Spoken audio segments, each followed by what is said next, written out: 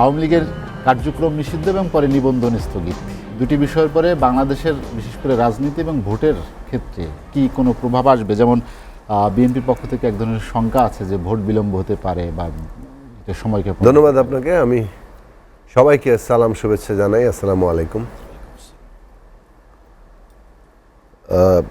এইগুলো ভোট বিলম্বের বিষয়ে আসলে একটা আশঙ্কা করে বিএনপি নেতৃবৃন্দের দিক থেকে আমরা শুনছি। সেটা নিশ্চয়ই তার কোনো যৌক্তিক ভিত্তি তারা মানে দেখে থাকবেন। আমাদের কাছ থেকে আমি বিভিন্ন জায়গায় আমরা বলেছি যে সরকার ইতিমধ্যে ডিসেম্বর থেকে 26 জুনের যে সময়সীমা, প্রাথমিক সময়সীমা দিয়েছে, সেটার বাইরে সরকারের কোনো ব্যক্তি মানে অফিসিয়াল কোনো প্রতিনিধি কোনো কিছু বলেননি। ফলে আমরা ধরে নিচ্ছি ডিসেম্বর থেকে জুন পর্যন্ত যেহেতু একটা সময়সীমা, তাহলে আর্লিয়েস্ট হচ্ছে ডিসেম্বরে যদি তারা কোনো কারণে না করতে পারেন, তাহলে সেটা নিশ্চয়ই একটা তারা যৌক্তিক ব্যাখ্যা দেবেন কেন সময় বেশি লাগছে ইত্যাদি। প্রসেস যদি দেখেন 15 জুলাইয়ের মধ্যে ঐকমত্য কমিশন সবার সাথে আলোচনা শেষ করবে, সেখানে যা যা ঐকমত্য হবে সেটা তো একদিকে থাকবে, সেটা একটা ন্যাশনাল চার্টার হিসেবে একটা অর্ডিন্যান্স করে আমরা সেটাকে রাখতে পারি, যাতে সংবিধান অংশগুলো পরবর্তী নির্বাচনের পরে যে সংসদ গঠিত হবে, যে যাই যাক তারা সবাই এই সংবিধানের সংস্কারটা করবেন। আর আমাদের বিবেচনায় যেটা সংবিধান সংশ্লিষ্ট নয় এরকম অনেকগুলো জিনিস, কিন্তু যেগুলো ন্যাশনাল চার্টার হয়েছে অর্থাৎ সবাই একমত হয়েছে, সেগুলো এই সরকার চাইলে নির্বাহী আদেশে করতে পারে। এগুলো পরবর্তী সময়ে আমরা র্যাটিফাই করবে পরবর্তী সংসদ। ফলে যে জিনিসটা গুরুত্বপূর্ণ হচ্ছে যে 15 জুলাইয়ের মধ্যে এই ঐক্যমত্য কিন্তু সম্ভব। দ্বিমত যেগুলো নিয়ে আছে সেগুলো নিয়ে সরাসরি জনগণের কাছে যেতে হবে। দ্বিমত তো আর মানে আমরা যদি যে বিষয়ে দ্বিমত থেকে যাবে মোটামুটি ফার্মলি যারা যারা পজিশন নিয়েছে, এটা তো কেবল বৈঠক করলে এটার বিষয়ে একমত হবে না। ফলে সেখানে আমাদের বিবেচনার জায়গা ছিল জনগণকেই সেই ভূমিকাটা রাখতে হবে। তা আমরা যদি কোনো একটা প্রশ্নে মনে করি যে এটা হতেই হবে, তাহলে আমরা সেটা আমাদের ম্যানিফেস্টোতে দিয়ে জনগণের কাছে যাব। নির্বাচনে যদি জনগণ আমাদেরকে ভোট দেয়, তাহলে আমরা সেইভাবে সেটা বাস্তবায়ন করার জন্য জনগণের ভোটে পাবো। ফলে দুটো অংশ, যেটা হচ্ছে ঐকমত্য হবে সেটা ন্যাশনাল চার্টার, যেটা দ্বিমত থাকবে সেটা জনগণের কাছে যাবে, তার ভিত্তিতে ভোট হবে এবং আগামী সংসদে সেগুলোর পাশ হবে। তবে সংসদে যেহেতু আমরা সংবিধান মৌলিকভাবে সংস্কার করব, এবং এইবারের সংস্কার কিন্তু অ্যামেন্ডমেন্ট না, এটা একেবারে ফান্ডামেন্টাল সংস্কারের পর্যায়ে পড়ে। এটা নতুন সংবিধান লেখাও না, এটা রিরাইট করাও না, কিন্তু সংশোধনীর চাইতে অনেক বড়। কাজেই এই ধরনের মৌলিক সংস্কার করার এই ধরনের মৌলিক সংস্কার করার ক্ষেত্রে জনগণের ম্যান্ডেট থাকলে সেটা টেকসই হবে। অর্থাৎ জনগণ যখন এই সংবিধান মৌলিকভাবে সংস্কার করার অনুমোদন দিচ্ছে, একটা সংসদকে অধিকার দিচ্ছে, তাহলে কি গণভোটের প্রয়োজন হবে? না, এটা হচ্ছে সংবিধান সংস্কার পরিষদ। যদি আমরা আগামী সংসদ নির্বাচনটাকে সেইভাবে দেখি, যেটা একই সাথে সংবিধান সংস্কার মৌলিকভাবে সংস্কার করার এখতিয়ার দিচ্ছে এই সংসদকে, আবার এটা একটা রেগুলার পার্লামেন্ট হিসেবেও অ্যাক্ট করবে একটা নির্দিষ্ট সময়ের মধ্যে, ধরুন 6 মাস, সর্বোচ্চ 1 বছর। আমরা 6 মাসের মধ্যেই মনে করি, বাট সর্বোচ্চ 1 বছর এর মধ্যেই এই সংবিধান সংস্কারের কাজটি শেষ করবে। এইটা তার কাজ। পাশাপাশি সে সংসদ হিসেবে তার ভূমিকা রাখবে এবং সংসদ হিসেবে সে 5 বছর মেয়াদ পূর্ণ করবে। এইটার ইতিহাস আগেও ছিল, এটা ভারতের ক্ষেত্রেও ছিল, বাংলাদেশ পাকিস্তান আমলে 1970 পার্লামেন্টও সেরকমই ছিল। তো সেই দিক থেকে আগামী এইটা নির্বাচনটা এই সংবিধান সংস্কার পরিষদের নির্বাচন হলে জনগণ সংবিধান সংস্কারের ম্যান্ডেট দিচ্ছে, ফলে সুপ্রিম কোর্ট এটাকে বাতিল করতে পারবে না। সুপ্রিম কোর্ট বরং এর সুরক্ষা দিবে। এই জায়গাটা খুব গুরুত্বপূর্ণ রাজনৈতিক দিক থেকে আমরা মনে করি। কেবল তাই না, এটা যৌক্তিক জায়গা যদি আমরা দাঁড় করাতে চাই, কারণ সংশোধনীগুলো বাতিল হয়ে গেছে, কিন্তু আপনি আগে দেখবেন 13 বাতিল হয়ে গেছে, 15 দ্বারা 15 বাতিল হয়ে গেছে এখন। ফলে এটা যদি আমরা 18 সংশোধনী করি, কোনো এক কোর্ট এসে বলে দিবে যে এটা সংবিধানের সাথে সঙ্গতিপূর্ণ না, বাতিল। কিন্তু যখন আপনি জনগণের ম্যান্ডেট নিয়ে গণপরিষদে যেমন আপনি একটা নতুন সংবিধান তৈরি করার ম্যান্ডেট পান, এই সংবিধান সংস্কার পরিষদে আপনি সংবিধান মৌলিকভাবে সংস্কার করার ম্যান্ডেট পাচ্ছেন। ফলে সেইটা জনগণের অভিপ্রায়ের প্রকাশ হিসাবে সামনে আসবে। জনগণের অভিপ্রায় কিন্তু সর্বোচ্চ। আদালতও জনগণের অভিপ্রায়কেই সুরক্ষা দেওয়াটাই আদালতের কর্তব্য।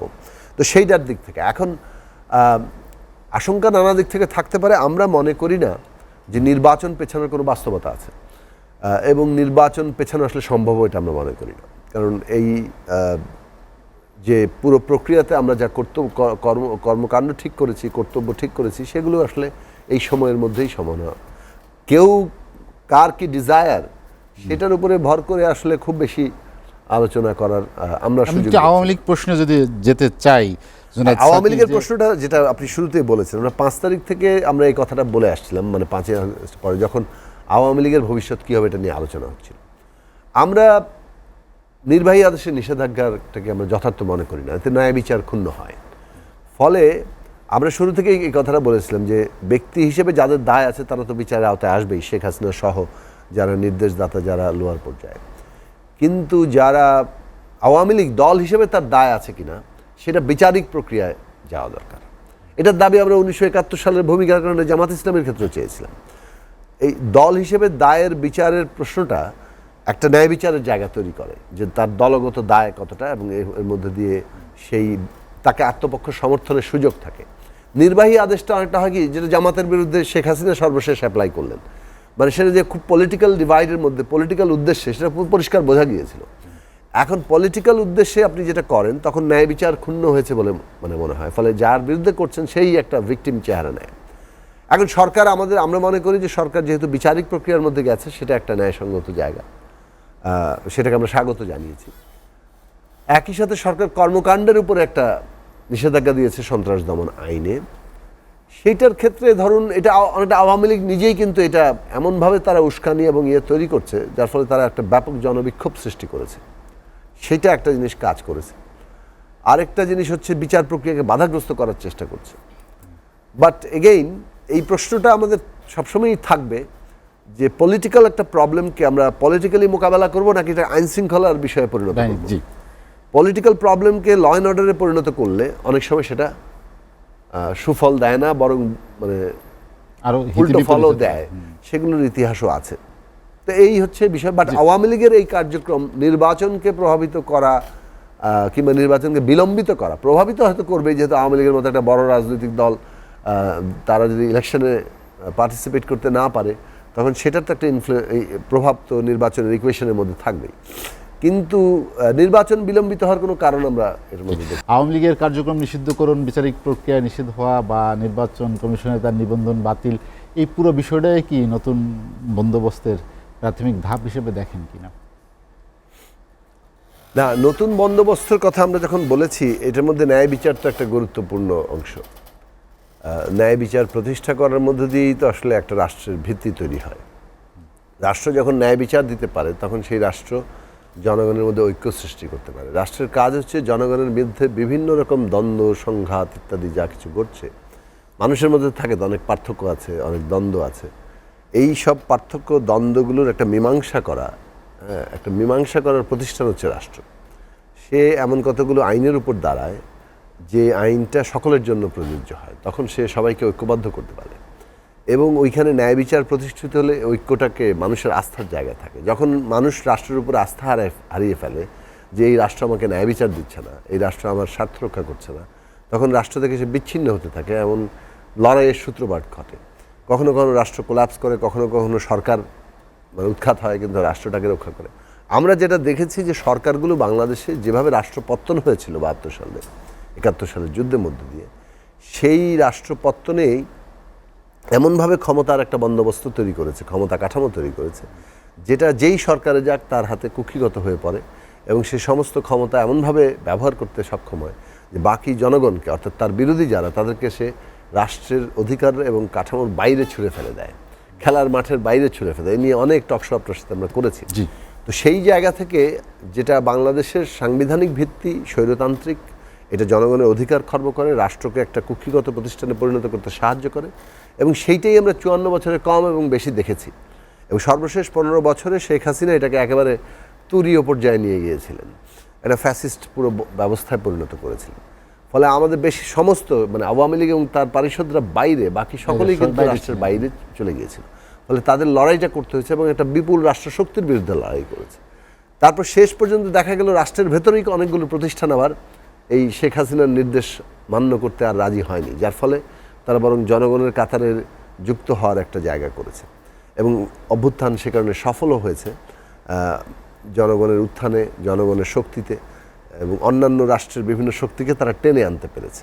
এই যে ক্ষমতার ভারসাম্যটা, এখন অভ্যুত্থানকারী শক্তিকে তো অবশ্যই তার এই যে অভ্যুত্থানের আকাঙ্ক্ষা নিয়ে রাষ্ট্রের উপরে যাকে বলে যে একটা এই আকাঙ্ক্ষার কর্তৃত্ব কায়েম করতে হবে। ফলে আকাঙ্ক্ষার কর্তৃত্ব আপনি যখন কায়েম করেন তখন বাকিরা যারা এই আকাঙ্ক্ষার বিরোধী সেই অংশকে তো আপনাকে বাইরে রাখতে হয়। এখন তারা যদি আবার ভেতরে আসতে চায় তাহলে এই যে নতুন বন্দোবস্ত, সেই বন্দোবস্তকে স্বীকার করেই আসতে হবে। ঠিক যে কারণে আমি জামাত ইসলামের সমালোচনা আমরা করি যে জামাত ইসলামী ৭১ সালে একটা রাজনৈতিক ভুল সিদ্ধান্ত নিয়েছে, সেটা তারা স্বীকার করতে চায় না। এইটা একটা এই যে ডিনায়াল, এই ডিনায়াল একটা জবাবদিহি না থাকার ফল। জবাবদিহিটা করতে চাচ্ছে না, তাদের রাজনৈতিক সিদ্ধান্ত ভুল ছিল। একটা হচ্ছে যে অপরাধগত দিক, সেটা আমি আর বাইরে রাখছি। পলিটিক্যাল ডিসিশনের দিক, হ্যাঁ এটা ঠিক, মুসলিম লীগ, নিজামী ইসলামী সবগুলোকে কিন্তু একই জায়গায় দাঁড় করাতে হবে যারা পলিটিক্যাল ডিসিশন ভুল নিয়েছে। এখন আওয়ামী লীগেরও দেখছি যে তারা এই ডিনায়ালের পথ অনুসরণ করছে। তারাও এখানে এই যে ১৪০০ মানুষ ১৬০০ মানুষকে হত্যা করলো, মিনিমাম অনুশোচনা একটা লোকের মধ্যে দেখেছেন?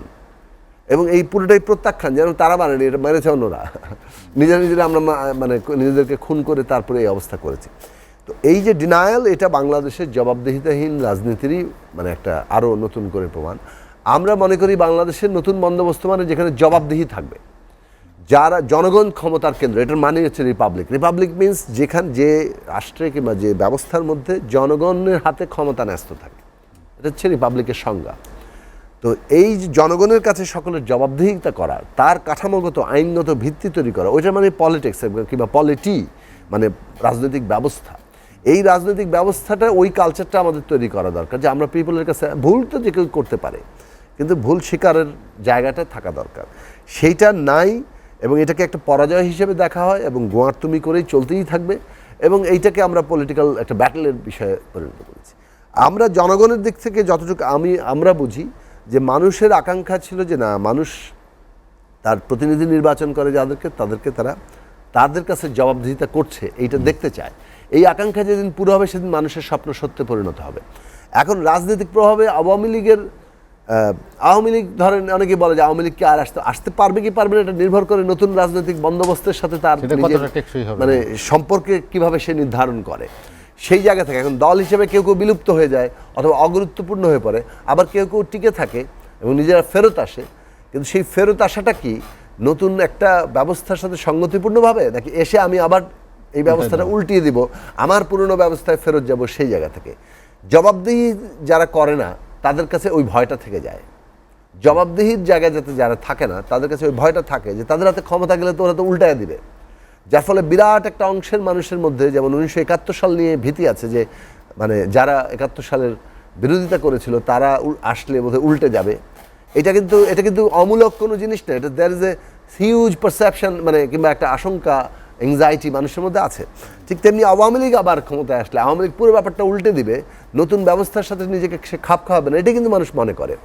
সেই জায়গা থেকে আমাদের বক্তব্যটা হচ্ছে যে নতুন বন্দোবস্ত মানে হচ্ছে আমরা জবাবদিহি করব এবং তার আইনগত কাঠামো তৈরি করব এবং সেইটার সাথে প্রত্যেকটি দলকেই, ইনক্লুডিং আস, আমাদের প্রতিটি দলকেই কিন্তু সেই ব্যবস্থার সাথে নিজেদের খাপ খাওয়ানোর জায়গাটা আছে।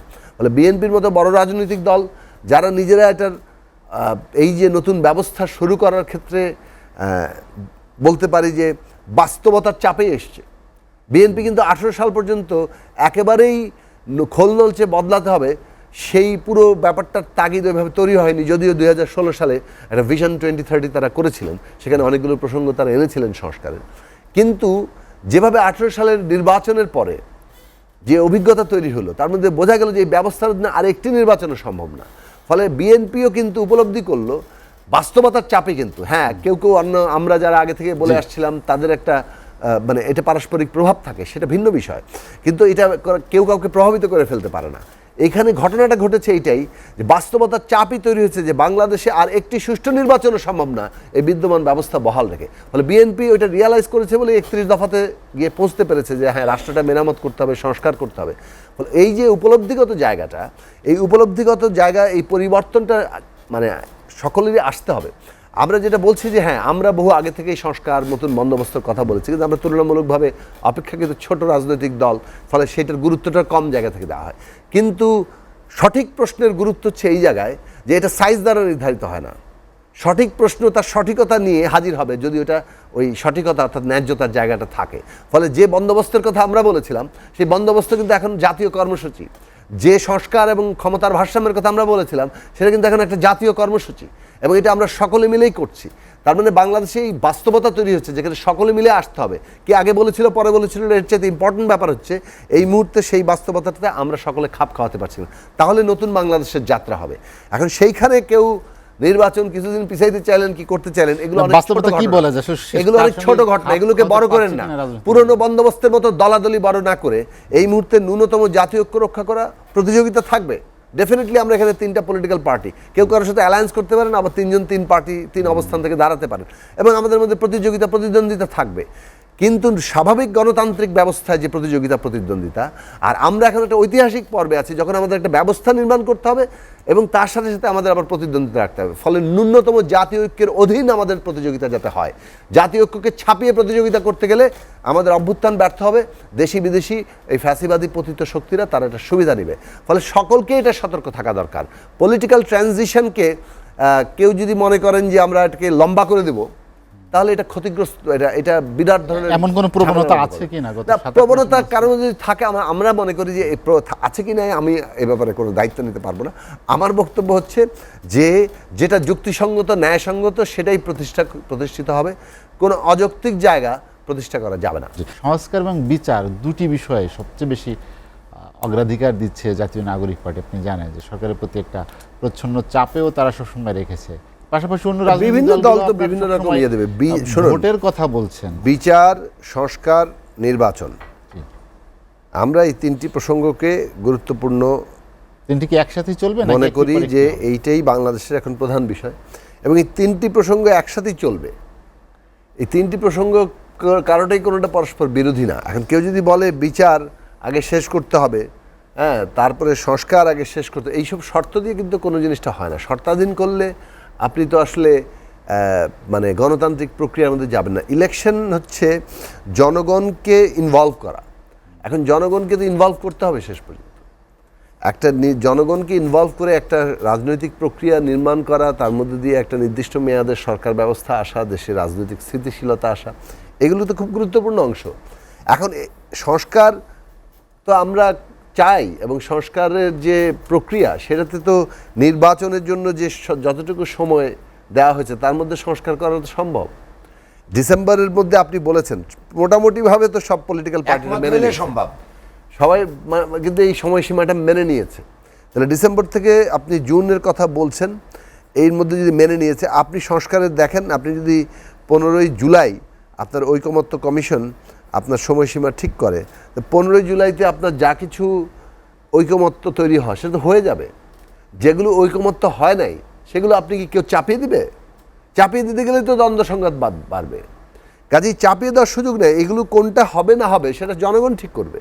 ফলে দ্বিমতের প্রশ্নগুলো নিয়ে জনগণের কাছে যেতে হবে। এখন জুলাই থেকে ডিসেম্বর যথেষ্ট পরিমাণ সময় আছে, আপনি চাইলে নির্বাচনের জায়গাতে যেতে পারেন। তাতে আরও অনেকগুলো প্রসঙ্গ আসতে পারে, ভোটার তালিকা ইত্যাদি ইত্যাদি।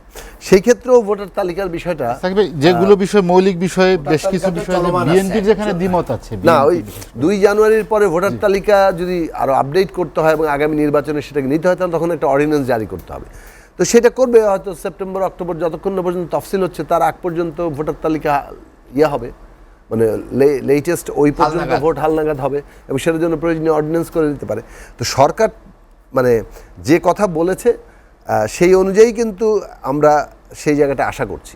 সরকার যদি মনে করে না ডিসেম্বরে হয়, জানুয়ারিতে হবে না, ফেব্রুয়ারিতে হবে না, এপ্রিলে হবে, সেইটার জন্য তো তাকে ব্যাখ্যা করতে হবে যে আচ্ছা আমাদের এই কারণে দেরি হচ্ছে। কম সংস্কার বেশি সংস্কারের প্রশ্নগুলো আমরা নিজেরা খুব পরিষ্কার না, কারণ আমরা সংস্কারকে 2 ভাগে ভাগ করেছি। একটা হচ্ছে সংবিধান সংশ্লিষ্ট অংশ, আর একটা হচ্ছে সংবিধান সংশ্লিষ্ট নয় এমন অংশ। এই দুটো অংশের মধ্যে সংবিধান সংশ্লিষ্ট অংশ আপনার সংস্কার করতে হলে আপনাকে পার্লামেন্ট লাগবে। আপনি সংবিধান নির্বাহী আদেশে বদলাতে পারেন না। তাহলে সংবিধান সংশ্লিষ্ট নয় এমন সমস্ত প্রসঙ্গগুলো নির্বাহী আদেশে যেতে পারে। সেই নির্বাহী আদেশ আপনার পরবর্তী পার্লামেন্ট রাটিফাই করবে। কোনগুলো করবে? যেগুলো আমাদের অলরেডি জাতীয় ঐক্যমত্য তৈরি হয়েছে। আপনি তো নির্বাহী আদেশে এমন কিছু করতে যাচ্ছেন না যেটাতে জাতীয় ঐক্যমত্য নাই। ফলে সেই ঐকমত্যের জায়গাগুলোতে যদি আপনি নির্বাহী আদেশে করেন, সংবিধান সংশ্লিষ্ট নয় এমন প্রসঙ্গগুলো, সেগুলো তো পলিটিক্যাল পার্টি অলরেডি একমত, তো সেগুলো তারা করতে পারেন। কিন্তু সংবিধান যদি করতে হয়, সংবিধান যেহেতু জনগণের ইচ্ছার প্রকাশ, ওটাকে আপনাকে পার্লামেন্ট ইলেকশনে যেতে হবে। সেই পার্লামেন্ট ইলেকশনে যাওয়ার বিষয়টাকে আমরা সে কারণে গুরুত্বপূর্ণ এখানে মনে করছি। এখন বিচার, মানে মানুষ দৃশ্যমান বিচার দেখতে চায়, বিচার প্রক্রিয়াকে মানে কোনো রকম অস্বচ্ছ না করে, অর্থাৎ আন্তর্জাতিক মানসম্পন্ন একটা বিচার প্রক্রিয়া কিন্তু যথাসম্ভব দ্রুত, সেটা মানুষ দেখতে চায়। সংস্কার, ম্যাক্সিমাম পসিবল ইউনিটি, ঐক্য তৈরি করে, সর্বোচ্চ ঐক্য তৈরি করে, সর্বনিম্ন সমঝোতা রেখে আমাদের সর্বনিম্ন ঐক্য তৈরি করে সর্বোচ্চ সমঝোতা রেখে আমাদের এই সংস্কারটাও একটা সিদ্ধান্তে আসা দরকার। তারপরে ইলেকশনে যাওয়া দরকার এবং তার মধ্যে দিয়ে সংস্কার প্রক্রিয়ার আপাতত একটা যে সম্পন্ন করা, মানে সেই জায়গাটাতে আমরা যেতে পারি। এগুলোর মধ্যে যারা বিরোধ তৈরি করতে চাচ্ছেন, আমরা মনে করি যে বিরোধটা কৃত্রিম বিরোধ, পলিটিক্যাল কম্পিটিশন জাত এবং মাইলেজ নেওয়ার চেষ্টা।